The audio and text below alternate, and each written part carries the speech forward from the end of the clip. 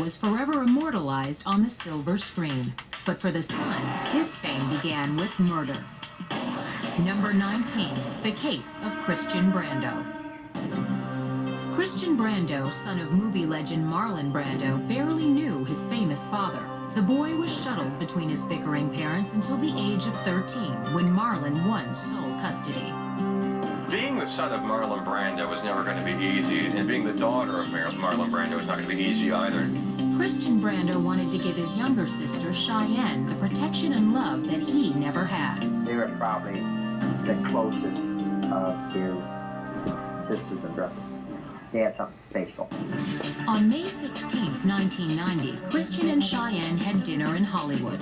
Cheyenne told her brother that Dag Drolet, the father of her unborn child, hit her.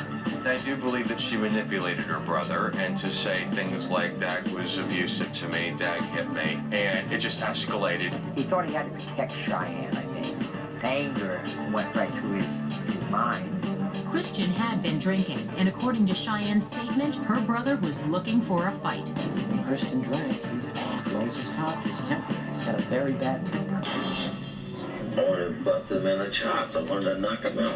Okay, what was the reason that you want to do that? Because he beat up our little sister, but she's 4 months pregnant. He then went over to a house he was living in with his girlfriend in Hollywood, got a gun, went up to the Brando place where Dag Drolet was staying with Cheyenne Brando. Christian arrived at Marlon's house in the Hollywood Hills and had a brief conversation with his father. I want to know what she said. I want to know what he said.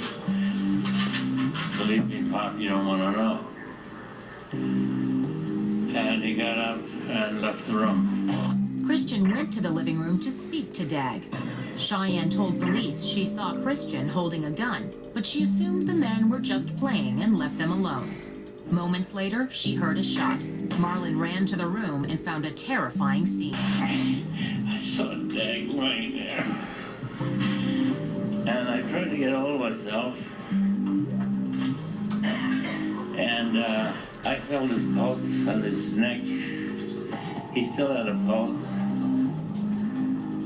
And I breathed into his mouth.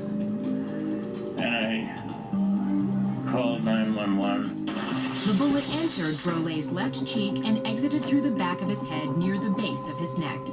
According to police, Christian immediately confessed to killing Dag Drolet, a man he had met for the first time only hours before. It was a struggle with the gun, and it was in my hand, and it did no wrong. It was not an intentional thing. But police investigators maintain that the position of Dag's lifeless body painted a different picture. He's found slumped with his head back on the sofa. In his hands were a TV changer, some cigarette papers, and a bag of tobacco and a lighter. All these were clasped in his hands, and this indicated to us that there had been absolutely no struggle. I didn't want to kill him. Because I believe in police. No way would I ever do that. I got too much to lose. Dag Drolet was never given any attempt to defend himself. Someone marched in, leaned over, and fired a gun through his face. At trial, the presence of Marlon Brando caused a media frenzy. Marlon tried to change the focus of the case from Christian to him. In the end, Christian took responsibility for what happened that night. He pled guilty to voluntary manslaughter. I am at fault with this. If I could trade places with Dag, I would right now. Christian Brando was sentenced to 10 years in prison for manslaughter. Christian was later paroled after serving only 5 years. Cheyenne lost custody of her infant son to Dag Drolet's parents. On April 17, 1995, she committed suicide.